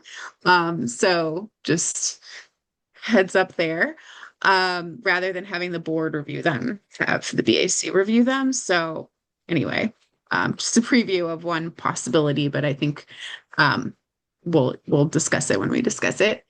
So that's one thing. Second thing is, so we got an audit. You all were presented that audit that had a bunch of recommendations, and most of those recommendations still need to be integrated into our practices at the OSM and in general. And I know Sarah is taking those very seriously and probably integrating those as we speak. But we as a board have decided to sort of like farm out those recommendations, and several of them have been farmed out to a combination of the facilities committee and the BAC to take a look and make sure that we make adjustments or take care of those items that have been recommended to us either in past or the most recent audit. So I'm hoping that we can add an agenda item to the January meeting to talk about the audit recommendations, get an update on where we are on those, and like continue to hold PPS accountable to achieving the recommendations in the audit, which I know you all have talked about and would like to also see happen. So this will be one of the venues where we provide that accountability and transparency, if that's okay with you all. That's certainly the goal. And I'll be coordinating with Virginia, who's the chair of the facilities committee, Director LaForte, and I will be working together to figure out like which place for which item or whatever, just to avoid having duplicative processes. There will also next summer be a meeting where we'll invite all of you to come to get the next bond audit as a group. So we would get it together as the BAC and the board, if that that's the plan right now.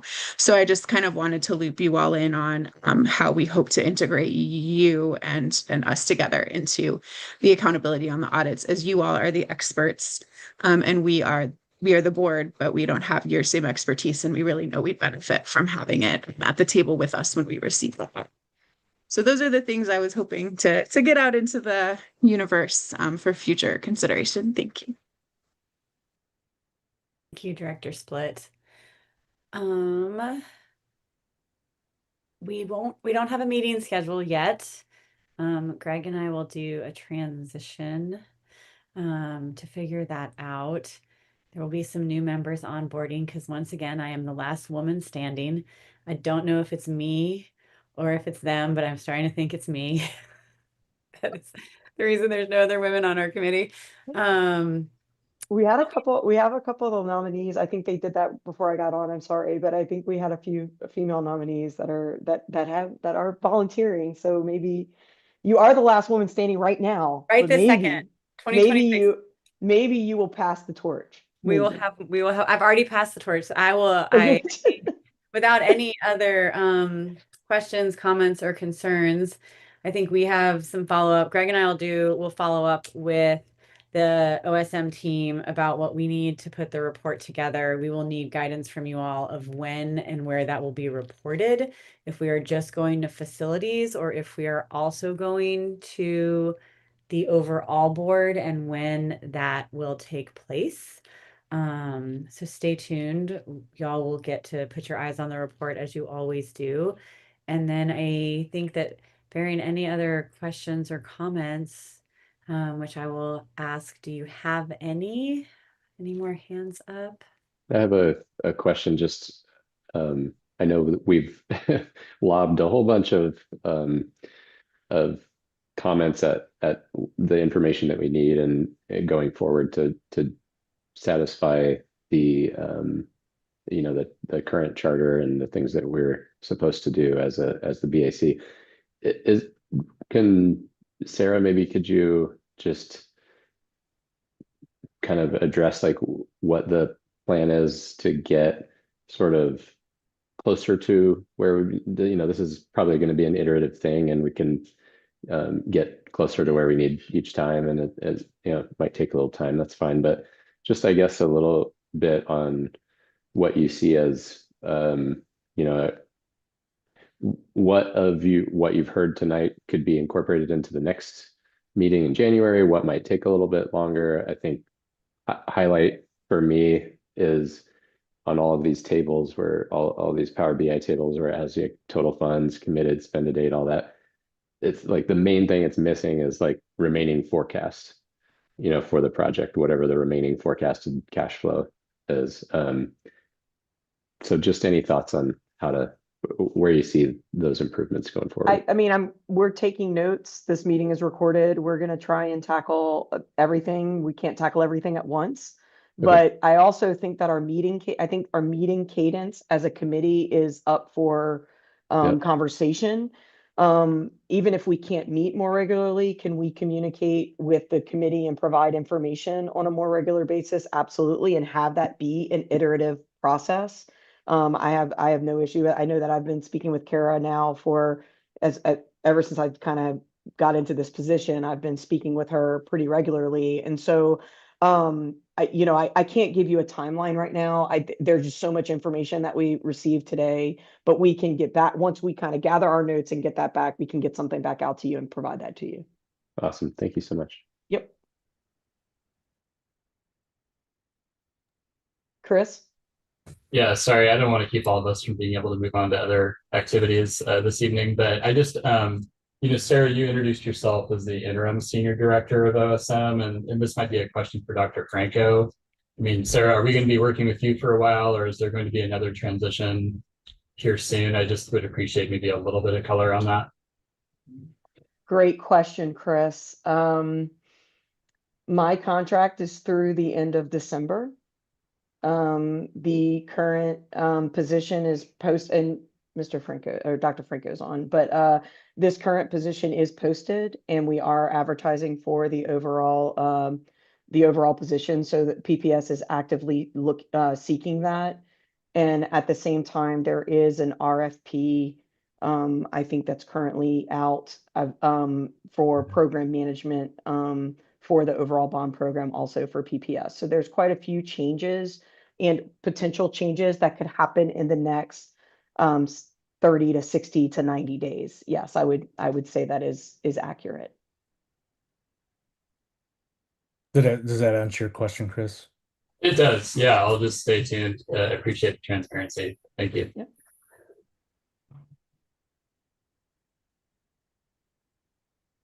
I'd just like to say that, as we always say when we end these, we have now gone through a massive transition of leadership with OSM. I appreciate all of the efforts to make the meetings more efficient, get us the information that we need. And I didn't talk about what I do, but I run a statewide entrepreneurship nonprofit. So I iterate things all the time and believe that failure is the greatest way to learn something. So I think we learned a bunch tonight, not that this was a failure, but we have lots of opportunities to grow. And I'm excited. I really appreciate how OSM has come together. I think I've had more communication with the OSM team in the last 6 weeks than I have in the last 6 years. So thank you for that. And I think I will. Oh, Greg has his hand up. Greg, yes. Well, I think we all owe you a gratitude for being the chair for the last 3 years. And I've been trying doing to it balance with 4 everything years, else. Greg, Really 4. appreciate the work you've done. So thank you. Thank you. I appreciate that. I did not anticipate traveling every single week when I said back in 2022 that I would take on this role. So I have enjoyed it immensely. I'm not leaving. I just won't run the meetings anymore. And I think with that, I get to adjourn my last meeting as the BAC chair, and next time Greg will be in charge. So meeting adjourned. Thank you, everyone. Great Thank you, meeting everyone. meeting you Have a all. good night. Take care. Thank you. Thanks, everybody. Everybody.